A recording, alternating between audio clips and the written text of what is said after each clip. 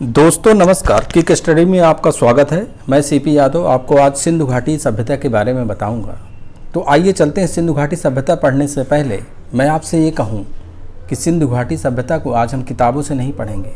तो आप सोचेंगे पढ़ेंगे कैसे, तो हम आपको बताते हैं एक तरीका। सिंधु घाटी सभ्यता अक्सर जब आप पढ़ते हैं, जब आपसे क्वेश्चन पूछा जाता है तो आप कन्फ्यूज हो जाते हैं। कन्फ्यूज़ कहाँ से होते हैं, पूछा कैसे जाता है। जैसे मैं आपसे पूछूं कि मक्का बनाने का कारखाना सिंधु घाटी की किस सभ्यता में पाया गया, तो आप कंफ्यूज हो जाएंगे। मैं पूछूं फारस की मुद्रा किस सभ्यता में पाया गया था, किस सिंधु घाटी सभ्यता में पाया गया था। सबसे बड़ी ईंट कहाँ पर पाई गई थी, अन्नागार, विशाल अन्नागार, तांबे का पैमाना कहाँ पाया गया था, जुते हुए खेत कहाँ थे, मिट्टी के हल कहाँ थे, घोड़े की अस्थियाँ कहाँ पाई गई थी, हाथी दांत का पैमाना कहाँ पाया गया था, आटा पीसने की चक्की कहाँ पाई गई थी, चावल के साक्ष्य कहाँ से मिले, सीप से बना पैमाना कहाँ से मिला, कांसे की नर्तकी की प्रतिमा कहाँ पर पाई गई। तो आप कंफ्यूज हो जाते हैं क्योंकि आप किताबों से पढ़ते हैं और वो भूल जाते हैं। तो इसके लिए मैं एक आसान तरीका निकाल चुका हूँ। तो आइए हम आपको, अगर मैं कहूँ कि एक कॉपी और पेन पर एक नक्शा ड्रा कर लेते हैं, उसके लिए हम सबसे पहले चलते हैं। चलना कहाँ पड़ेगा, सबसे पहले हम चलते हैं सिंधु घाटी सभ्यता का सबसे बड़े क्षेत्र हड़प्पा की तरफ। तो वहाँ पर समझ में क्या आएगा, तो आइए देखते हैं। हम जानते हैं कि सिंधु घाटी सभ्यता में सर्वप्रथम 1921 में भारतीय पुरातत्व सर्वेक्षण विभाग के अध्यक्ष जॉन मार्शल के निर्देश में हड़प्पा स्थल का ज्ञान हुआ था। तो हड़प्पा की खोज 1921 में दयाराम साहनी ने की। यहीं पर इसी स्थल के उत्खनन करता थे।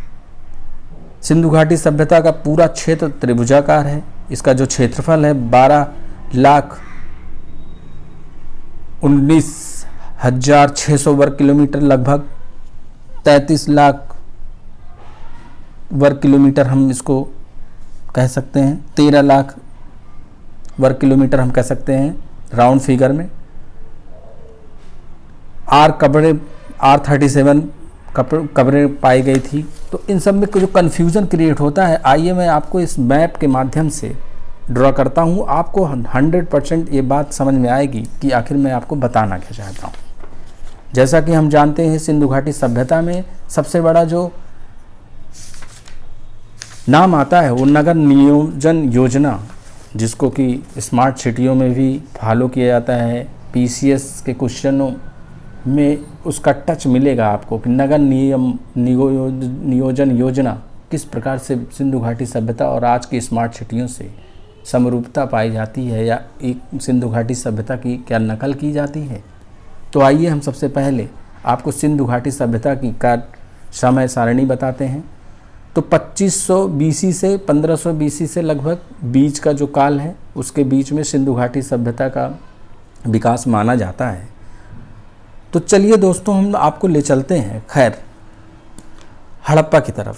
तो हड़प्पा हम पहुंच गए, बड़े स्थलों की चर्चा करेंगे। तो हड़प्पा हम आ गए हैं।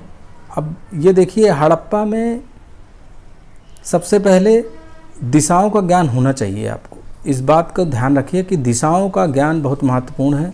इसके लिए मैंने इसमें इसी सेक्शन में बना के रखा हुआ है कि दिशाओं का ज्ञान आखिर आपको कैसे होगा। तो दिशाओं के ज्ञान के लिए आप ये ध्यान रखिए, ये दिशाएं होती हैं, कॉपी पर ड्रा करेंगे। ये उत्तर होता है, ये दक्षिण होता है, ये पूरब होता है, ये पश्चिम होता है। ये इसके बारे में आपको बताने की ज़रूरत नहीं है, आपको भली भांति परिचित है। तो आइए, जब हम लोग हड़प्पा पहुँचे तो सबसे पहले ड्रा करने लगे। क्या मिला हमें देखने पर, तो हमने देखा और हमने पाया कि ये देखिए, आप रावी नदी को ड्रा कर लेंगे पहले। रावी नदी सिंधु घाटी की सहायक नदी है। तो रावी नदी उत्तर से निकलते हुए पहले दक्षिण की ओर बहेगी, उसके बाद पाकिस्तान में सिंधु घाटी सिंधु नदी में मिलने से पहले वो पश्चिम की ओर बहने लगेगी, ये देखिए, और जाके सिंधु नदी में मिल जाएगी। तो इसका मतलब रावी नदी का एक माइंड में आपका मैप बन गया। वहाँ पर जैसे ही हड़प्पा में आप खड़े थे, रावी नदी ऐसे बह रही है और आपने देखा कि जो खुदाइयाँ हुई है यहाँ पर हुई हैं, इनके स्थल यहाँ पर पाए गए हैं। तो आप देखेंगे कि जो इसके पूर्वी क्षेत्र हैं, पूर्वी नगर टीला दिख रहा है आपको, पूर्वी नगर टीला। तो सबसे पहले पाकिस्तान में इसकी स्थिति देख लेते हैं। पाकिस्तान में पंजाब मांटगोमरी में रावी नदी के बाएं तट पर लेफ्ट साइड में, देखिए दिख रहा है या नहीं, मैप में भी आपने लेफ्ट साइड में इस पर ड्रा कर लेंगे तो कॉन्सेप्ट क्लियर हो गया। रावी नदी के बाएं तट पर स्थित है हड़प्पा। अक्सर ये क्वेश्चन पूछे जाते हैं, कन्फ्यूज़न क्रिएट करते हैं कि दाएं नदी की तरफ है कि बाएं तरफ है। तो आपको आज ये कॉन्सेप्ट डेवलप हो गया कि ये रावी नदी के बाएं तट पर लेफ्ट साइड में स्थित है, पहली चीज़। दूसरा, आपने देखा इस वहाँ पर गए तो आपने मैप ड्रॉ किया कुछ ऐसे, पूर्वी नगर टीला 2 टीले बने हुए थे, बड़ा था जो कि, और पश्चिमी नगर दुर्ग टीला ये कुछ छोटा था। तो पूर्वी नगर टीले में क्या व्यवस्था थी? पूर्वी नगर टीला में रक्षा प्राचीर नहीं था, चारों तरफ दीवारें नहीं थी, मकान काफ़ी ज़्यादा संख्या में बने हुए थे। इसका मतलब लोगों का रहन सहन यहीं के नदी के आसपास था। इससे प्रतीत होता है कि पानी की उपलब्धता इसका मेन कारण होगी कि पब्लिक यहीं पर आसपास रहती थी, एक चीज़। दूसरी चीज़, हम दुर्ग टीले को देखेंगे और बनाएंगे वहीं पर नकल करके, तो देखेंगे कि दुर्ग टीला छोटा होता था और ये पश्चिम साइड में स्थित है। उसके बाद देखेंगे इसमें जो प्रवेश द्वार बने हुए हैं वो उसकी दिशाएं उत्तर और दक्षिण है, यानी इधर से जा भी सकते हैं, निकल भी सकते हैं इधर से भी। आप और आगे बढ़े घूमते हुए हड़प्पा के क्षेत्रों में, मांटगोमरी के क्षेत्रों में, तो आपने क्या देखा कि एक F1 टीला नाम का एक गोल सर्किल पाया गया है, जहाँ पर एक स्थान को मैंने सर्किल कर दिया है, इन स्थानों को। यहाँ पर देखेंगे मिला क्या क्या है। 15 श्रमिक आवास, वृत्ताकार चबूतरे और ये भट्ठियाँ, अन्नागार पाए गए हैं। इससे आपका माइंड मेकअप हो जाएगा और आप इन चीज़ों को भली भांति समझ पाएंगे। अब आपको फैक्ट चीज़ पता होनी चाहिए, जैसे कि हड़प्पा में ही पुरुष की मृद भांड की मूर्तियाँ पाई गई हैं जो नारी की मृद भांड मूर्तियों से बड़ी थी। ये इसका कॉन्सेप्ट है। रावी नदी के किनारे लेफ्ट साइड में सबसे पहले देखिए मैंने बना रखा है R37 कब्रें पाई गई हैं। ये क्वेश्चन पूछे जाते हैं एग्जाम में, R37 कहाँ पाई गई हैं? तो क्योंकि आप हड़प्पा में खड़े हैं और आपको इस चीज़ को पता है कि हम हड़प्पा में ये चीज़ देख के आए थे, तो R37 आप कभी भूलेंगे नहीं। लेकिन सबसे इसका कॉन्सेप्ट वाली बात यह है कि R37 में 57 कब्रें पाई गई थी। ये इसका कॉन्सेप्ट है। R37 नाम रख दिया गया है, 57 कब्रें यहाँ पाई गई थी। दूसरी चीज़, यहाँ पर कुछ ऐसे चित्र पाए गए थे। देखिए, ये नारी योनि से पेड़ का चित्र प्राकृतिक या मानव का विकास का प्रतीक के रूप में पाया गया था। ये बहुत ही कॉन्सेप्ट की बात है कि नारी योनि से पेड़ का चित्र सिंधु घाटी सभ्यता के किस स्थान पर पाया गया था? तो ये हड़प्पा से पाया गया था, क्योंकि आप हड़प्पा में खड़े हैं और अपनी कॉपी और पेन से इस चीज़ को ड्रा कर रहे हैं। ठप्पा मार मोहरे हड़प्पा में ही पाई गई थी। ठप्पा मार मोहरे, क्योंकि वहाँ अगर हिस्टोरिकल प्लेस है, अगर आप घूमने गए हैं तो उन चीज़ों को एक म्यूजियम के नुमा में वहाँ पे दर्शाया गया होता है, बोर्ड लगा होता है, आप उस चीज़ को नोट करेंगे। स्वास्तिक का जो चिन्ह होता है, बहुत ही इम्पॉर्टेंट चीज़ मैं आपको बता रहा हूँ। स्वास्तिक का जो साइन होता है वो भी हड़प्पा में मिला था। ये ध्यान रखने वाली योग्य बातें हैं आपके दोस्तों। इन चीज़ के अलावा इसमें बहुत ख़ास इम्पॉर्टेंट वाली बात नहीं है। हड़प्पा के बाद हम सीधा आपको लिए चलते हैं मोहनजोदड़ो की तरफ। तो आइए चलते हैं, हम लोग पहुंच गए हैं मोहनजोदड़ो। तो मोहनजोदड़ो में सबसे ख़ास बात क्या देखेंगे, मोहनजोदड़ो में जब हम पहुँचे तो वहाँ पर देखे कि उसका जब मैप बनाया तो ये ध्यान रखिएगा दोस्तों कि सिंधु घाटी सिंधु नदी के दाहिनी तरफ स्थित है, यानी राइट साइड में। ये सिंधु नदी है राइट साइड में, राइट साइड में सिंधु नदी के दाएं तट पर स्थित है, सिंधु नदी के दाहिने तट पर स्थित है और पाकिस्तान के लरकाना ज़िला में स्थित है। सबसे महत्वपूर्ण पॉइंट इस पर मैं बता दूं कि मोहनजोदड़ो को मृतकों का टीला कहा जाता है, लेकिन ख़ास बात यह है कि यहाँ पर कब्रगाह नहीं पाई गई थी, यहाँ पर समाधियाँ पाई गई थी। ये कॉन्सेप्ट में आप बैठा लीजिएगा अपने कि यहाँ पर मृतकों का टीला कहा जाता है। तो यहाँ पर किस कारण से इसको मृतकों का टीला कहा जाता है, मैं आगे आपको बताऊंगा कि कैसे यहाँ पर इकट्ठे 42 नर कंकाल मिले थे और उनके जो साक्ष्य जुटाए गए, जब उनका अध्ययन किया गया तो पता चला कि ये 42 नर कंकाल इकट्ठे कैसे इनकी मृत्यु हुई थी। तो आइए देखते हैं। सबसे पहले मोहनजोदड़ो जब हम पहुंच गए थे, इनकी स्थिति को देख लेते हैं। मैंने आपको क्या बताया, मैंने आपको यही बताया कि ये सिंधु घाटी के दाहिने तरफ स्थित है, इसमें कोई कन्फ्यूज़न नहीं है। लरकाना ज़िला पाकिस्तान में स्थित है। यहाँ पर इसको मृतकों का टीला कहा जाता है। कुषाणकालीन स्तूप मिला, ये बहुत इंपॉर्टेंट क्वेश्चन है, पीसीएस के क्वेश्चन में भी पूछा जा सकता है कि कुषाणकालीन स्तूप सिंधु घाटी सभ्यता के किस स्थान पर मिला। तो हमें मोहनजोदड़ो, क्योंकि हम खड़े हैं तो उसको लिखे हैं तो उसका अलग अलग डिफ्रेंशिएशन हमें पता है। तो आइए चलते हैं। इसमें भी वही दिशा देखिए, पूर्वी दिशा में आप देखेंगे नगर टीला, प्रत्येक घर में एक कुआं। ये इसका इम्पोर्टेंट क्वेश्चन है कि प्रत्येक घर में एक कुआं किस सभ्यता में पाया गया, हर घर में कुआं किस घर में पाया गया था, पानी की सबसे अच्छी व्यवस्था किस सभ्यता में थी। तो पानी, अगर कुआं है तो पानी रहा होगा, तो जाहिर सी बात है मोहनजोदड़ो वाली सभ्यता में थी। बात समझ में आ रही है, ये आपको समझ में आ रहा है कि ये पूरब में नगर टीला था, यानी यहाँ पर नदी के दूसरी तरफ स्थित थे, लोग दूर रहते थे। दूसरी तरफ आप जाएंगे जैसे ही पश्चिम साइड में, पश्चिम के उत्तर साइड में दुर्ग टीला था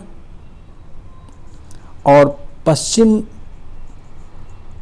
के दूसरी तरफ यानी उत्तर और दक्षिण साइड में आप देखेंगे, दक्षिण साइड में द ग्रेट बाथ पाया गया था। ये बहुत इंपॉर्टेंट क्वेश्चन है। ग्रेट बाथ तत्कालीन विश्व का सबसे बड़ा आश्चर्य कहा जाता है। इस बाथ की स्विमिंग पूल, जिसे हम स्विमिंग पूल किस सभ्यता से पाया गया अगर पूछा जाता है तो ग्रेट बाथ टॉप को ही हम लोग बोलते हैं स्विमिंग पूल, जो आज की डेट मॉडर्न लैंग्वेज में बोला जाता है स्विमिंग पूल। तो आप इन फिगर से आप बनाएंगे तो आप समझेंगे क्या कि ये जो दो रास्ते बनाए गए हैं, ये पानी भरने के लिए और निकास करने के लिए बनाए गए हैं। इसका मतलब ये हुआ कि इसी सिंधु नदी से यहाँ पर पानी लाया जाता था और इधर से निकाल दिया जाता था। पर फ्रेश बात तब स्विमिंग पूल नुमा एक तालाब बना हुआ था। इनके चारों ओर सीढ़ियाँ लगी हुई थी। बड़ी ताज्जुब की बात है, इसीलिए इसको तत्कालीन विश्व का सबसे बड़ा आश्चर्य कहा जाता है। सीढ़ियाँ लगी हुई थी, जैसे आप अपने धार्मिक स्थलों पे जाते हैं तो घाट बने होते हैं। ये देखिए चढ़ने के लिए सीढ़ियाँ थी, ये हाइट पे रहता था, यहाँ पर सीढ़ियाँ लगी हुई थी। दूसरी तरफ उतरने के लिए उत्तर पूर्व में सीढ़ियाँ होती थी, यानी सीढ़ियाँ उत्तर और दक्षिण में होती थी, जबकि जो पानी का निकास होता था वो तिर्यक होता था, उत्तर पूर्व और दक्षिण पूर्व में, उत्तर पूर्व और दक्षिण पूर्व में होता था। बात समझ में आ रही है।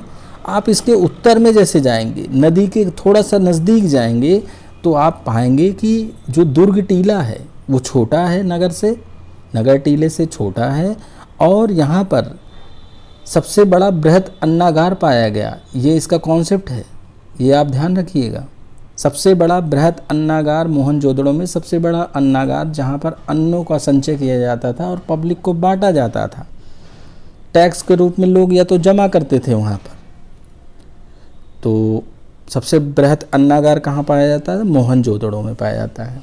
इन 2 स्थानों पर देखिए मैंने लिख रखा है पुरोहित आवास पाया गया, यानी उसके भी साक्ष्य रहे होंगे कि यहाँ पर पुरोहित थे। पुरोहितों का काम क्या था कि राजाओं को अपने मंत्रिमंडल में बैठकर सलाह मशविरा देना है। सभा भवन था, यहाँ पर सभाएं होती थी। और बृहद स्नानागार इसी के अंदर पाया गया था। तो ग्रेट बाथ को मैंने अलग बना दिया है, ये इसी दुर्ग टीले की तरफ ही होते थे। इसमें भी निकास दोनों तरफ रहता था, उत्तर और दक्षिण की तरफ। बातें आपको समझ में आ रही हैं? मैंने आपको ग्रेट बाथ को बाहर से भी जूम करके बना दिया है जिससे आपको ये चीज़ें समझ में आए। अब आपको कुछ फैक्ट्स चीज़ बता देता हूँ इसमें। कांसे की नर्तकी जिसको डांसिंग गर्ल कहते हैं, कांसे की नर्तकी जिसको डांसिंग गर्ल कहते हैं, ये मोहनजोदड़ो में पाई गई है। ये आपको बहुत ही ध्यान रखने वाली बात है कि कांसे की नर्तकी ये पूछा जाता है क्योंकि पाकिस्तान इस पर अपना दावा ठोकता रहता है समय समय पर। वहाँ के वकील फाइल करते रहते हैं कि जो कांसे की डांसिंग गर्ल है वो पाकिस्तान की है। इस बात को ध्यान रखना चाहिए हमें। तो आइए और समझते हैं कि इसमें हम और क्या समझ सकते हैं।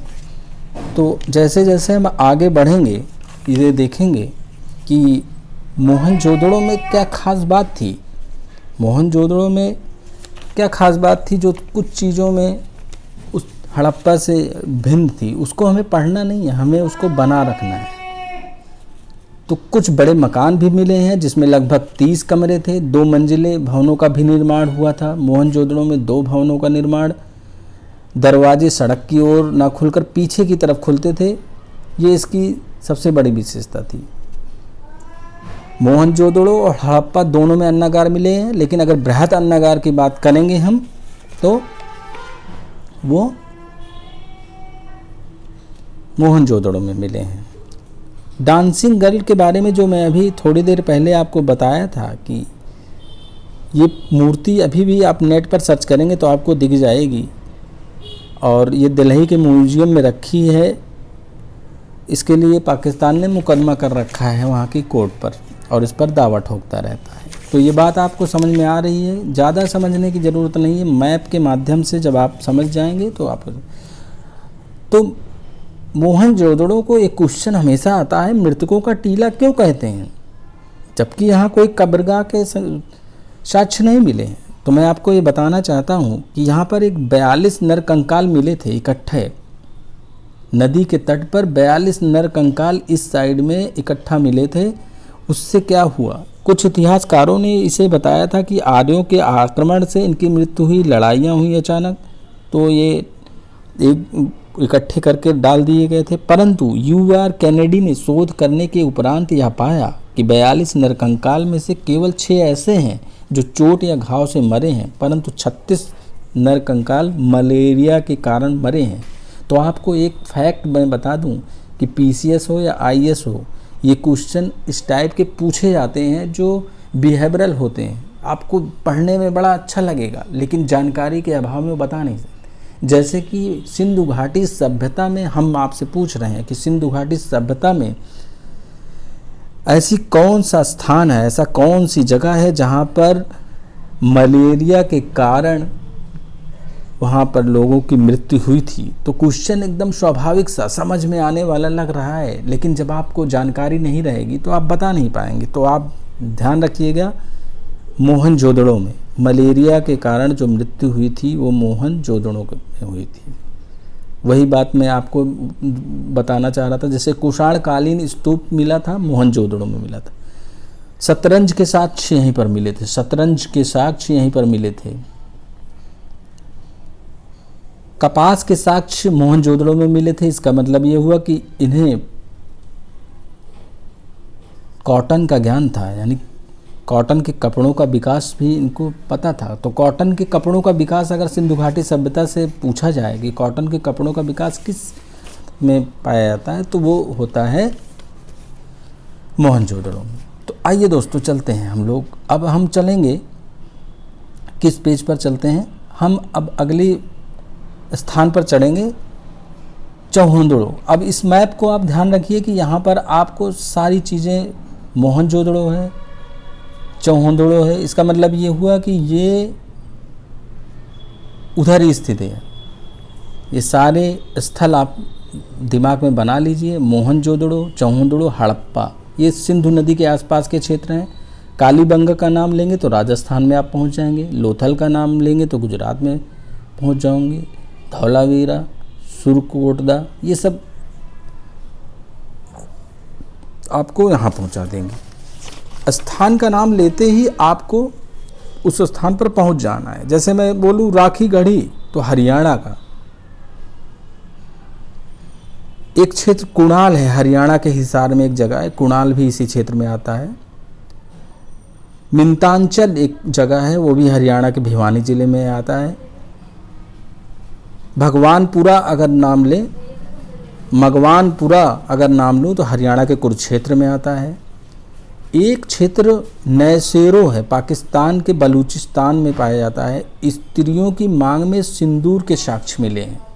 दोस्तों बहुत ही इम्पॉर्टेंट चीज़ बता रहा हूँ, नौशेरो एक पाकिस्तान के बलूचिस्तान में स्थित है। पाकिस्तान के बलूचिस्तान में स्थित नौशेरो एक जगह है, ये पाकिस्तान का एरिया नौशेरो एक जगह है।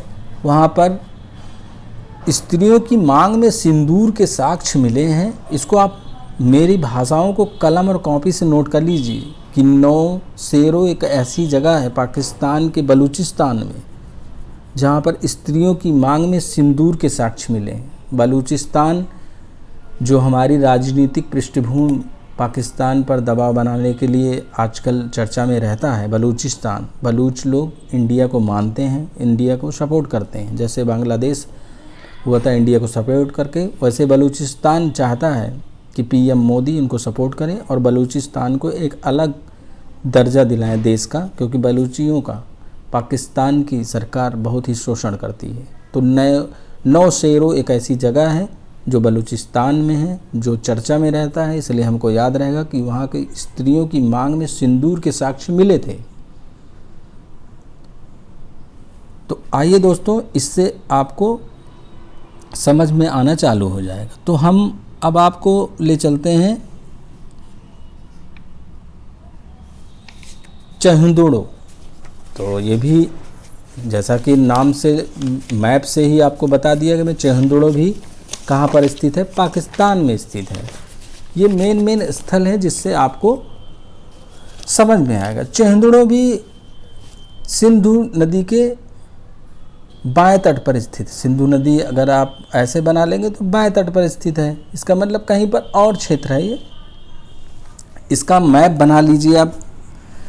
यहाँ पर दुर्ग के साक्ष्य यहाँ से नहीं मिले हैं, दुर्ग कोई नहीं पाया गया चौहंदड़ो में। सिंधु नदी के बाएं तट पर ही स्थित है, राइट साइड पे स्थित है, लेकिन यहाँ पर दुर्ग के साक्ष्य नहीं है, क्योंकि आप जब पेन से ड्रा कर रहे हैं तो आपको समझने में कोई दिक्कत नहीं होनी चाहिए। दुर्ग के साक्ष्य यहाँ से नहीं मिले हैं। No evidence of fortification. मनका बनाने का कारखाना, बीट्स बनाने का, मनके जो होते हैं बनाने का जो कारखाने होते हैं, वो किस सभ्यता से पाया गया? तो चौहंदड़ो से।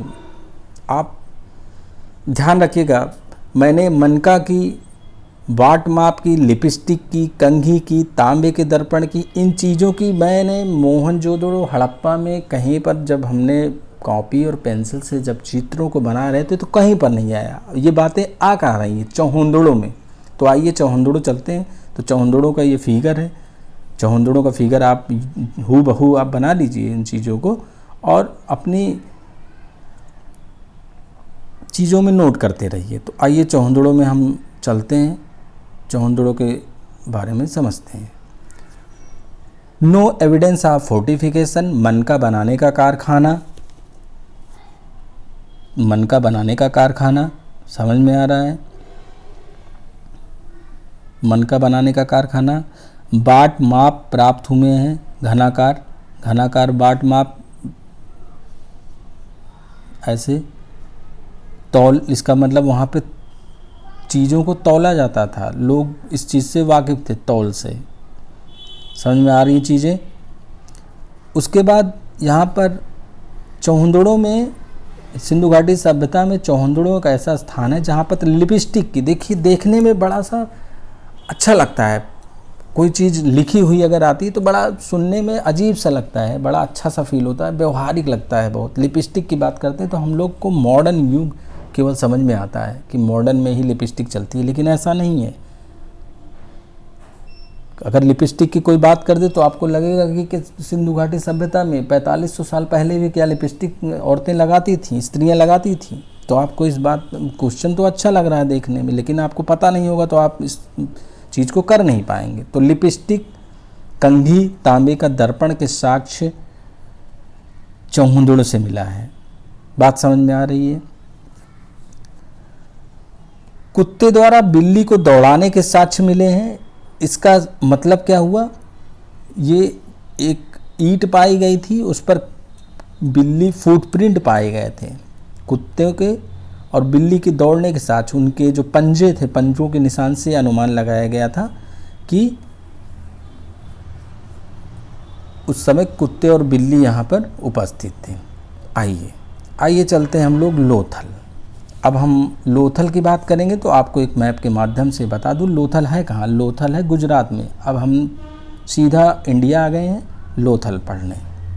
आइए चलते हैं लोथल पढ़ने। चलिए, इसको आप चाहेंगे तो नोट भी कर लेंगे, बहुत आसान भाषा में लिखा हुआ है। आइए लोथल के बारे में पढ़ेंगे हम। लोथल के बारे में जब हम पढ़ेंगे तो देखेंगे लोथल गुजरात में स्थित है, अहमदाबाद जिला में। किस नदी के किनारे स्थित है? भोगवा नदी के किनारे स्थित है। बहुत इंपॉर्टेंट क्वेश्चन है। भोगवा नदी के पास स्थित है, गुजरात के अहमदाबाद जिला में स्थित है लोथल। बात समझ में आ रही है। यहाँ भी देखिए नगर टीला पूरब में बना है, पश्चिम में क्या बना है? दुर्ग टीला। ये सारी व्यवस्था सब में है। चौहंदड़ों में नगर टीला, दुर्ग के साक्ष्य नहीं थे, दोनों नगर टीले थे। ये संबंध समझ में आ रहा है। घरों के दरवाजे सड़क पर खुलते थे। फारस की मोहरें मिली थी यहाँ पर। समझ में आ रहा है। ज़्यादा टफ क्वेश्चन नहीं है। आटा पीसने की सिल पाई जाती थी वो लोथल में, यानी इंडिया में हिंदू धर्म में अभी भी आप लोग जब व्यवहारिक तौर पर गांव की बातें चर्चा करते हैं तो ये बोलते हैं कि हमारी अम्मा तो भैया अपने आप ही गेहूं को पीसती थी बैठ के सुबह उठ के, और उसकी रोटी बनाती थी, फिर खेत चली जाती थी। और वो आटे की चक्की अभी आपको देखने को मिलेंगी, शायद आपकी संतानों को ना मिले, लेकिन आप अगर चाहेंगे तो आपको कहीं ना कहीं देखने को मिल सकता है कि दो पत्थर आपस में रखे होते हैं गोल गोल, उसके ऊपर लकड़ी का एक हैंडल लगा होता है जिसको औरतें दोनों टांगों को बीच में फैला के ऐसे चलाती रहती हैं, और बीच में एक छेद होता है पत्थर में, उसमें गेहूं डाला जाता है और धीरे धीरे वो निकलता रहता है चारों तरफ। ये मैंने अपनी आंखों से देखा है, मेरी मम्मी करती थी, ये माता जी।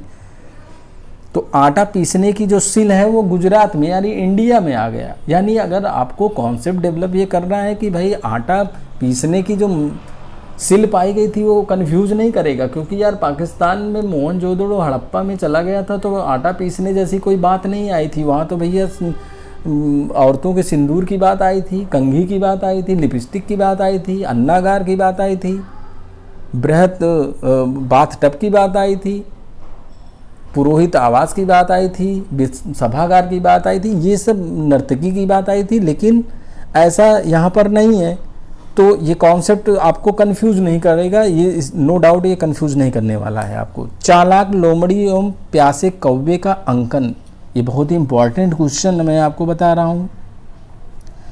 चालाक लोमड़ी और प्यासे कौवे का अंकन इसी सभ्यता में पाया गया, यानी लोथल में पाया गया। समझ में रहा? चालाक लोमड़ी, गुजराती वैसे भी चालाक होते हैं, इसीलिए वो बहुत सक्सेस हैं, बिजनेस माइंड के होते हैं। तो इसमें प्यासे कौवे के जो अंकन पाए गए हैं, वो जो कहानियाँ, अपनी लोकोक्तियों की कहानियाँ हम लोग जो बचपन में पढ़ते आए हैं, चालाक लोमड़ी और प्यासे कौवे की, क्वेश्चन पीसीएस में इसी टाइप के क्वेश्चन पूछे जाते हैं जो बहुत व्यवहारिक होते हैं। जैसे कि अगर क्वेश्चन पीसीएस में आप पेपर देने जा रहे हैं तो ये पूछ लिया जाए कि भाई चालाक लोमड़ी और प्यासे कौवे की जो कहानी लोकोक्तियों में पढ़े हैं बचपन में, कि प्यासा कौवा रहता है और चालाक लोमड़ी, वो कैसे जो है किस सभ्यता में मिली है, तो आपको लोथल जाने की ज़रूरत है, गुजरात ना कि आप पाकिस्तान जाएंगे। युग्म समाधान, साथ में 2 तरीके का समाधान है यहाँ पर, यही 3 चीज़ें 4 चीज़ें मुख्य हैं। आइए अब चलते हैं कालीबंगा। तो कालीबंगा को आप समझने के लिए सबसे पहले कालीबंगा कहाँ है देख लेंगे। इस मैप में समझ में आ जाएगा, राजस्थान में, यानी मैं अभी गुजरात से डायरेक्ट कहाँ पे आ गया हूँ, कालीबंगा आ गया हूँ। तो कालीबंगा में जाने के लिए आपको क्या करना पड़ेगा, कालीबंगा में काली चूड़ियाँ पाई गई थी इस स्थान पर। सबसे महत्वपूर्ण चीज़ है, सबसे बड़ा फैक्ट्स बता रहा हूँ, इस चीज़ को आप नोट कर लीजिएगा, हूबहू नोट करिए, कोई दिक्कत की बात नहीं है।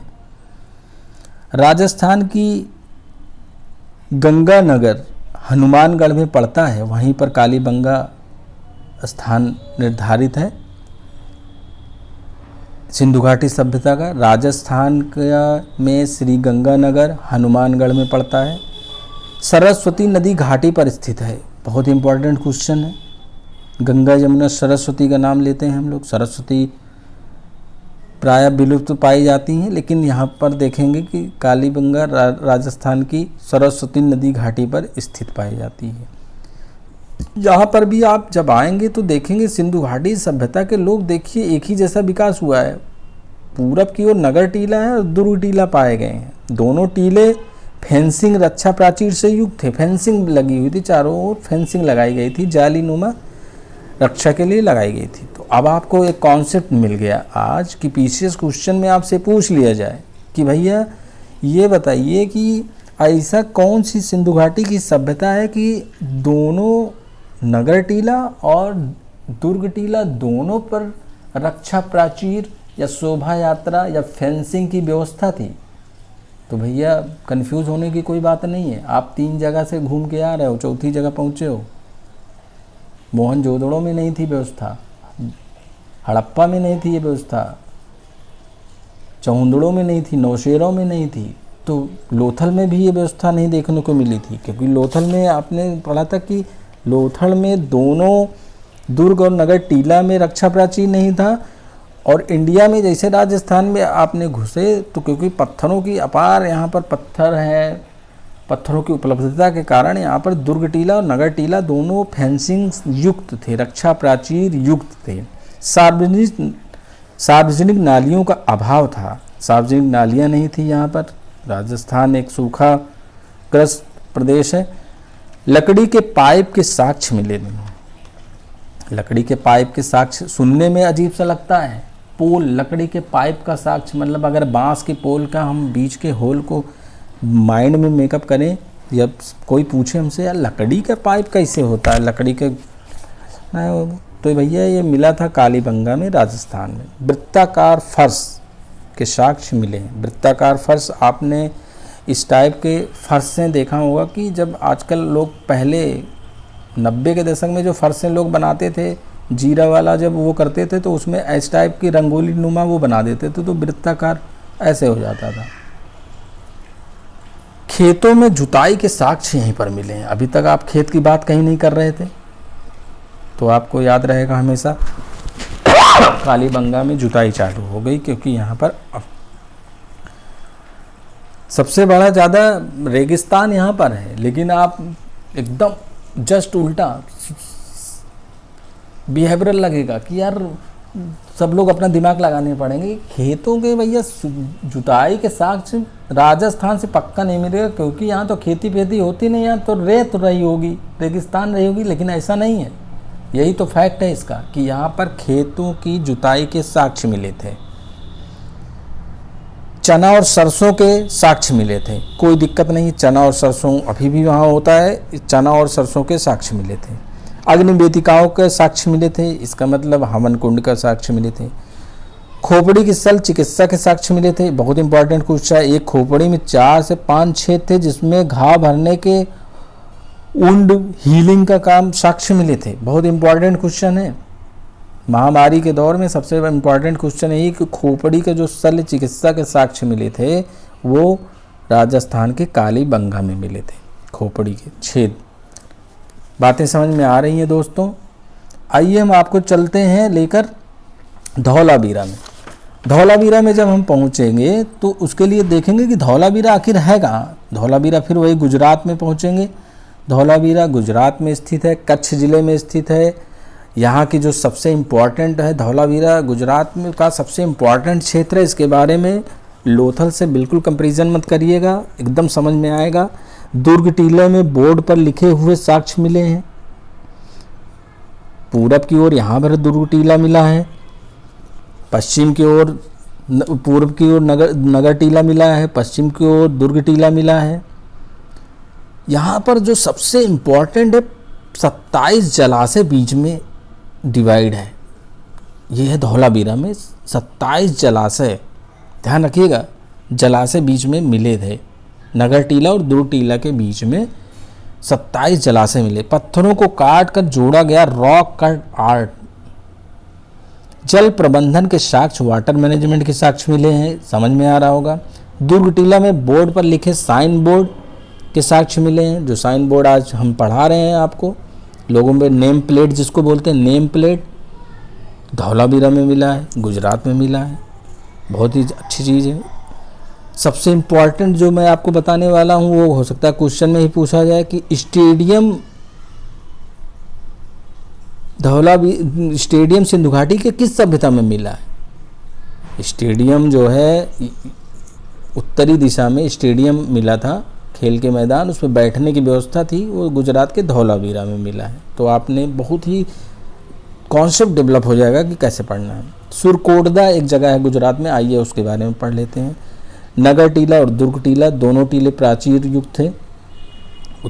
उत्तर में यही, पूरब में नगर टीला, दक्षिण में दुर्ग टीला। कॉमन सी बात, मकानों में पत्थरों का प्रयोग यहाँ मिला था।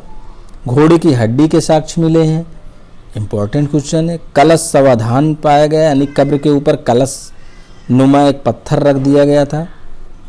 चलिए आइए चलते हैं एक नई जगह पे, रोपड़। ये पड़ता है पंजाब में, भारत के पंजाब राज्य में पड़ता है रोपड़। रूपनगर पंजाब, सतलज नदी पर स्थित। स्वतंत्रता प्राप्ति के बाद खोजा गया पहला स्थल रोपड़। क्वेश्चन आ सकता है, स्वतंत्रता प्राप्ति के बाद खोजा गया पहला स्थल कौन सा है? रोपड़ है। अंडाकार कब्रों के साक्ष्य मिले हैं। मनुष्य के साथ कुत्तों को दफनाया जाता था, इसका मतलब कुत्ते भी साथ में रहते थे। आइए बनावली चलते हैं, हरियाणा लेके आपको चलते हैं। बनावली अगर आप पहुंचेंगे,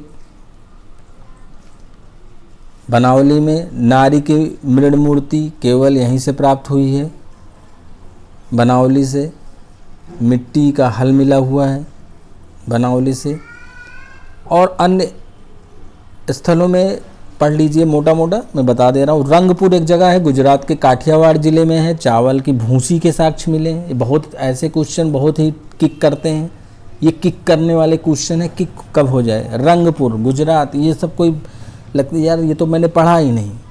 चावल की भूसी के साक्ष्य, भूसी गुजरात के काठियावाड़ ज़िले में, रंगपुर में। गुजरात के राजकोट ज़िले में एक इस जगह है कुंताशी, सैंधव संस्कृत के बर्तन के साक्ष्य। बहुत इंपॉर्टेंट क्वेश्चन, देखने से ही क्वेश्चनों में अजीब सी अट्रैक्शन मिलेगा आपको। मालवाड़ सूरत ज़िले में, गुजरात में एक भगतराव जगह स्थित है। रोजदी सौराष्ट्र के, राखीगढ़ी हरियाणा के जिंद ज़िले में स्थित है। कुणाल एक जगह है हरियाणा की हिसार में। चांदी के मुकुट मिले, किक कर रहा 100% ये क्वेश्चन आपको किक करेगा कि चांदी के मुकुट कहाँ मिले? कुणाल में, हरियाणा के हिसार में पर चांदी का मुकुट। हरियाणा के भिवानी से नौशेरो मैंने बताया था पाकिस्तान के बलूचिस्तान में। इसको इस तरह इसलिए लिखा किक करने वाले क्वेश्चन। किक करने वाले क्वेश्चन में बात करूं कि चावल की भूसी के साथ, लिपस्टिक के साथ, चांदी के मुकुट कुणाल से, स्त्रियों की मांग में सिंदूर के साथ नैसोरे से। समझ में आ रहा है? स्टेडियम। दोस्तों नमस्कार, धन्यवाद।